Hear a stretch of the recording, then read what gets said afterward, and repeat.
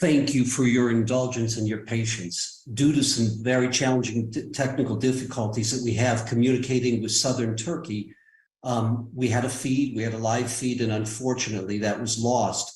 We've just regained the feed and we're going to be starting now. We want to thank everyone from the FIDF family for joining us. Operation Olive Branch. The olive branches right now are all over southern Turkey. It's a terrible, terrible tragedy.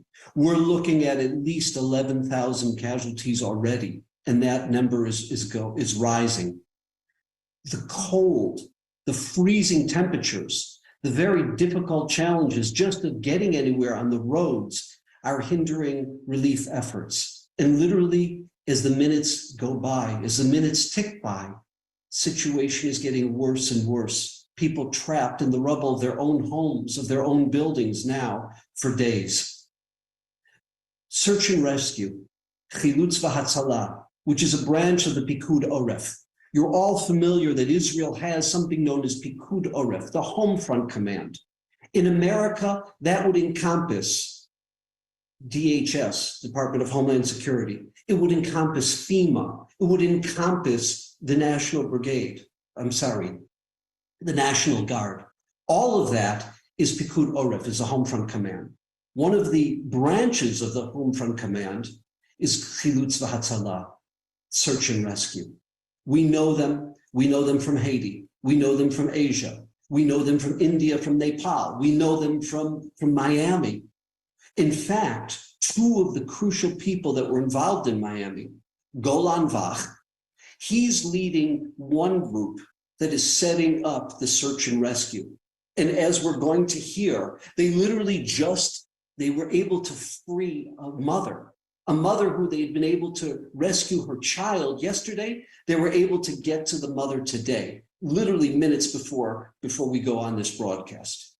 And Colonel Edry, Elad Edry, that many of you know, he's featured in many of our videos. He's overseeing a medical team. And what they've set up is a medical hospital. There are multiple medical hospitals that the IDF is setting up. Chaim Alfasi, who many of you know, is an architect. He's someone who's an Impact grad and a member of Impact Board. He's with the team there, setting up the search and rescue, assessing, analyzing the buildings, the structures, etc. Things are very difficult and things are crucial. At this point, we're now going to Turkey, southern Turkey. We have First Lieutenant Shani with Dovrei Tzahal, with the spokesperson's office, as well as members of the team of search and rescue that we support. In fact, many of you know the Harris family from Palm Beach, who've adopted the Ram Battalion of search and rescue. And many of you know the work that we do, funding medical equipment, funding the resources that they need, both in Israel and when they go to 6 different continents, saving lives, looking after people, rescuing, and playing a role that ultimately will bring peace, respite, and health to humanity. And without further ado, First Lieutenant Shani. Okay, I want to apologize. The feed that we had retrieved once again was lost. We lost that feed. Hopefully that we'll be having that momentarily. They're trying to work right now with the team. Just to give you a sense of what's happening, many of these buildings that have crumbled, they themselves are not stable. They have some state-of-the-art sophisticated computer where they get a sense of where the rooms of people were in. It happened at night, the earthquake, trying to target the area of where the bedroom would be. That was done, as you know, in Surfside. As well, they have dogs, sniffing dogs that are working with them. In terms of the hospitals, at this point that we know of, 8,000 people have been extricated from the rubble, whether it is by their fellow Turkish citizens or whether it's by rescue teams like Search and Rescue, Chilutz v'Hatzalah. And these people, many of them are freezing. There are issues in terms of their body temperature. There are issues in terms of dehydration. There are many issues in terms of broken bones as a function of being crushed in their own homes. And these hospitals are operating as we speak. Not only is it, which is driven primarily by the IDF, but many reservists, just to give you an example. Ofer Marin from Shari Tzedek Hospital, the hospital with a heart, is a part of the medical team. Many of you from Long Island know the name Dr. Matan Zer. Matan Zer, who's worked with us at FIDF, again, setting up that hospital. And there are many people, when I say many, we're talking in excess of millions that are without power in a very, very cold, frigid temperatures. There are people who, unfortunately, because of the road conditions, because of the lack of power, getting essential food items, getting essential medical items has been a challenge. And despite it all, the team from Israel is there, working as we speak. Hopefully we'll be able to reassert in terms of our connection with them. Again, our role, family of the friends of the IDF, who really feel like family to these members of search and rescue, who are saving lives, we provide whatever we can for them, whether it's medical assistance, whether it is essential food assistance, whether it is the assistance that they need on the base. And it looks right now like we've gotten connection back with First Lieutenant Shani. And I want to, at this point, without further ado, transfer over to Shani, First Lieutenant Shani. Just finished a rescue mission. That's why we got delayed. You want to tell them? Nice talking to you. From Turkey. Was our third day on the ground and just completed all of the rescue mission. We were to out of the rubble. Unfortunately, the husband passed away, but we were able to save the wife. So we were working for more than 24 hours, and it's a kind of a bittersweet result from this mission. Need to cut here because I have other tasks to do, so Shani can take it from here. Thank you for taking care of us. Bye. Shani, can you share with us what the conditions are like there? Well, it's pretty intense, I gotta say. We are working nonstop. We have people all over the place. We are located in a city that has a lot of rubble and a lot of destruction sites. We worked at the beginning in 11 sites all at the same times, and now we're moving from site to site, trying to help as much as we can. We don't get to sleep much. There's not much of electricity. We have water and food that we got with the delegation when we got to Turkey itself. But it's pretty intense, but it's nothing that compares to the feeling that we get here.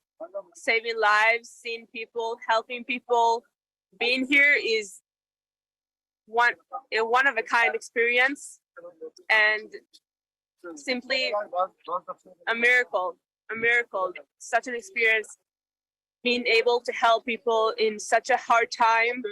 And I don't think that you guys can see it from behind me, but it's all rebels. It's all a lot of buildings just crashed down, and it's very hard.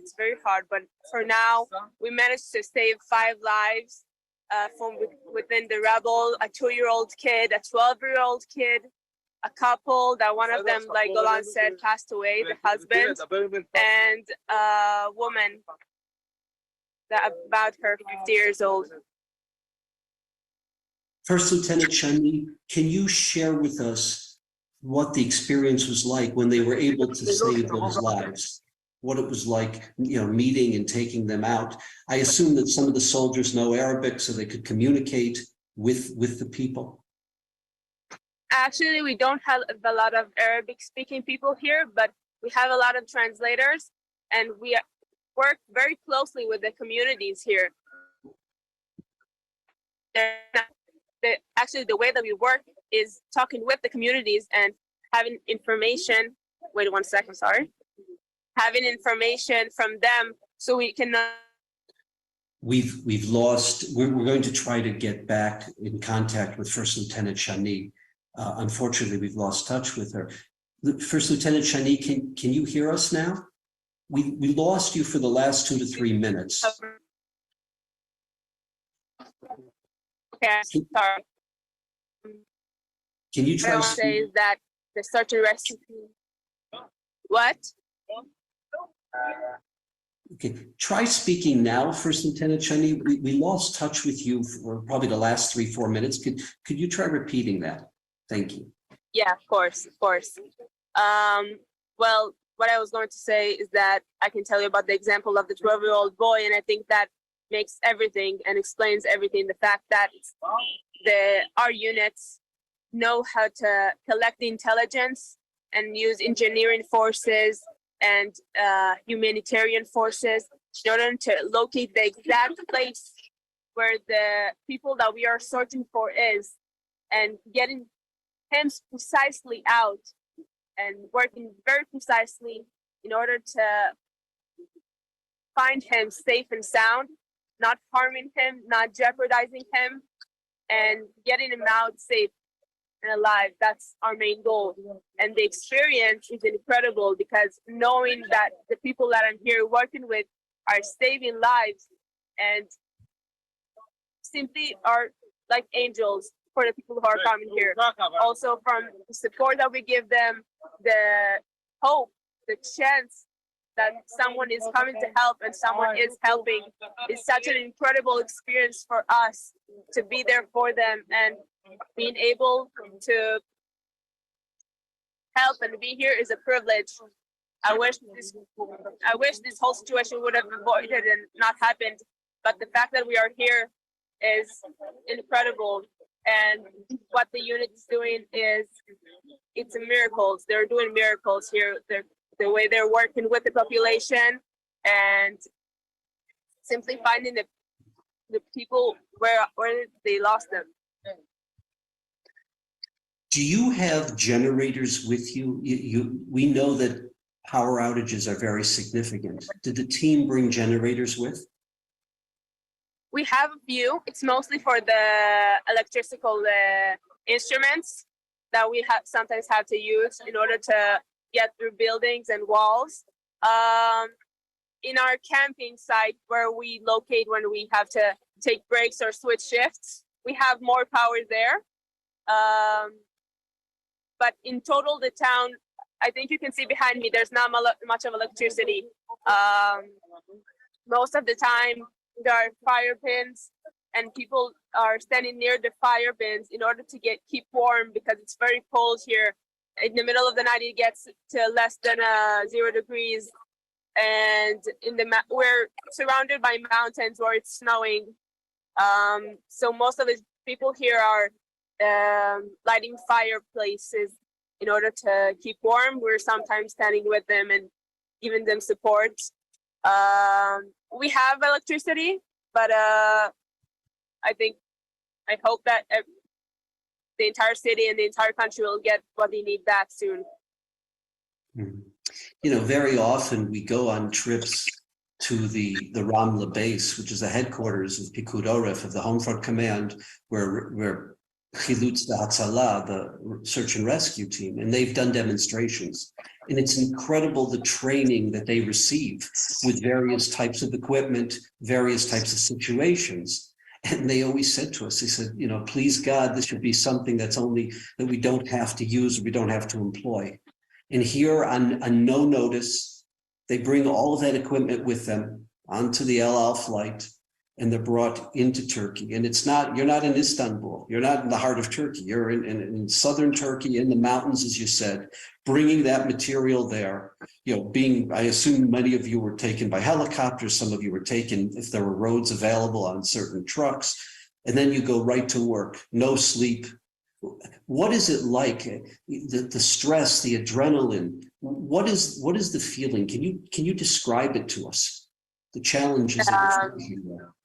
I think first it was a shock, and I think for me it's the first time having this kind of a delegation, that a lot of the people here are expertise, and it's not the first, not the second, not the third time coming to a delegation coming to a destruction site and helping people like this. So I think everyone within their heart knew that what they're gonna experience is hard and complex, but everyone here has such a feeling of purpose and such a feeling of being that I think that it gives us the entire adrenaline. We're all freezing, we're all hungry, we all haven't slept, but yet the adrenaline keeps us going because what we're doing here is so important. And you work as a team. You have specialists who work with different types of equipment, who have different skills, and you work together in sync as an incredible team. Can you describe that? Well, it all starts with the process of, like I said before, I think maybe I cut out that at that time. It all starts with the society. All of the, near every destruction site, there's the families who used to live there, waiting for their loved ones and waiting for their people that they lost to maybe come up, maybe get help. So they're waiting to tell us how to help them. So we're basically essentially, first thing that we do is ask the people. We're asking them, where do they live? Who lived with them? Which apartment, which building, which floor? And then we can start organizing a map of who are we looking for exactly. And then we get all the information that we got and we take our engineers who are specializing in these types of situations, and they're creating a map to actually try and locate how are we getting to those people and how are we all working together. And then after we figure out if there is someone alive within the wreckage and how are we getting to them, then we have to start executing with our electrical devices. And sorry, there's a lot of stuff going on around here with their electrical devices and forgot the word, chainsaws and all kinds of drills that helps them get through walls and get through wood and whatever they need and cement in order to get into those apartments or their small spaces where people captured and trying to get them out. The reports that we're reading is that multiple countries, maybe not as sophisticated and as educated and developed as Chilutz v'Hatzala as you are, but multiple countries are sending in rescue teams. Where you're doing the work right now, where you're trying to save lives as we speak, are there other volunteers, are there professionals that are coming from other countries in the community you're working in, or is it just the Israeli team? Yes, there is. We have a lot of teams for all kinds of countries working here, and we have also the local teams guiding us where to go and where to help them, because there's a lot of wreckage. So they created kind of the headquarters to organize where each group goes and which buildings each group does, because in the end, when you have 10 buildings and 2 groups, you have to figure out where you're sending who and how is it going to be the most effective. So there is a kind of total look that creates between all of the delegations that come. We as a delegation work only with our delegations. We sometimes help, we have more instruments than other groups, I would say. So sometimes we come and help them if they are in a critical state and they need our help. And we can provide that help, even if it's with the dog, trying to sniff people and trying to locate people with the dog. We help them with that a lot, and with a lot of the equipment itself. But yeah, we have a nice cooperation here. I think we are all joining in a very, very important purpose. Is the Israeli field hospital, is it in the same vicinity as the area that you're working, or is that in a different part of Turkey? It's in the same part. Where we are right now, it's going to be about 15 minutes away. Pretty near our camp base. And I think that the purpose is for the people in this city, that's a pretty big city, to be able to come over there and get treated there. When it's pretty further away from the wreckage, it's going to be more of a safe place. That's And I not doing. apologize. Could you pronounce the name of the city where the field hospital is and pronounce the name of the town that you're working in now? I think it's called the same area. I'm sorry, it's here. I'm back. It's Kamana Mals. Thank you. We want to let you know that, for instance, we have people all over the world right now who really, we're praying for the people in Turkey, for the population, but we're praying also for your success, because you represent everything that is beautiful about Israel. You represent everything that is beautiful about the IDF. On this video right now, Pastor Kurt Landry and members of his ministry from Oklahoma are on. People from throughout the length and breadth, not only of the United States, but many countries across the world. And you know, in our wishes and our prayers are just for the people of Turkey, for your success. And ultimately, this is about saving lives. And this is about healing those who are devastated, who are broken, who are hungry, who have lost loved ones. And for the Turkish people to see you, to see your faces, to hear your voices, that the world cares about them, that the family of humanity cares about them, but specifically that it's coming from Israel. Despite what they hear, what they read in newspapers, what they hear on Al Jazeera and other, when they see the face of Israel, when they see the face of the IDF, then they know the beauty. They know the beauty of the IDF and of the Israeli people. And in that sense, we're so proud of you, and we're behind you, and we can't thank you enough. Thank you, guys. Thank you for having me, and keep safe, everyone. And I'll tell everyone your wishes, and I'm sure that will give us a lot of strength to carry on. Thank you so much. Thank you. And to those who are listening on the Zoom, on the live feed, those who will be seeing the email broadcast later today, will be sending the link out. It's very crucial right now to help us. When you go to the website, fidf.org, and when you push the click button, or on the emails that we send on the donate button, specifically these funds on the donate button are going for these units, what's called Chilutz v'Hatzalah, which is part of the greater Pikud Oref, search and rescue, that has done God's work, that has represented Israel and the Jewish people on 6 continents. And the broader group is Pikud Oref. Just to give you a context, in Israel, there are 3 main areas. There's Pikud Darom, which is the Southern Command, Pikud Tzafon, the Northern Command, and Pikud Merkaz, the Central Command. General Nadav Padan was the head of the Central Command.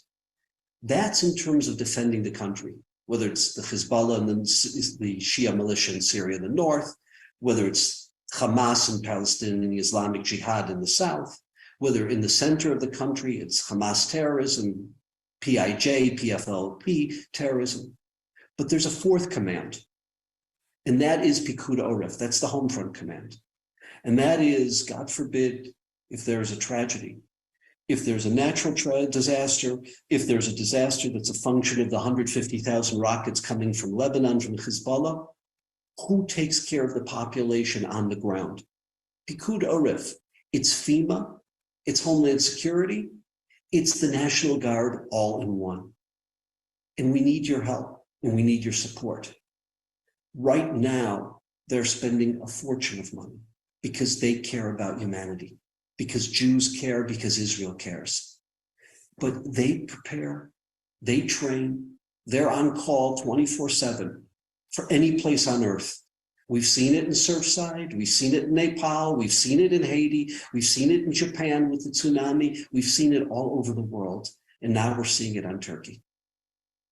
Those who click the button, it will go for those purposes on the email. Those who go to fidf.org to support the Chilutz v'Hatzalah and the greater Pikud Oref, the Home Front Command, specifically just put down in the mark Home Front Command. And that's where these resources are going. We can't thank you enough for your support. We need your support. They need your support. Because ultimately, this is a race against time. It's a race against the clock. And please God, they should be successful. And please God, these families that are devastated by this earthquake, should be able to rebuild, should have comfort, consolation, should be able to rebuild their communities, their schools. Our prayers are there with the people of Turkey. Our prayers are there with the innocent people in Syria. And our prayers are with the IDF. The IDF, Chilutz v'Hatzalah, the search and rescue team that's setting up these hospitals, that is literally working 24/7 to try to save lives racing against the clock. Thank you very much. Thank you for your support, and thank you for participating.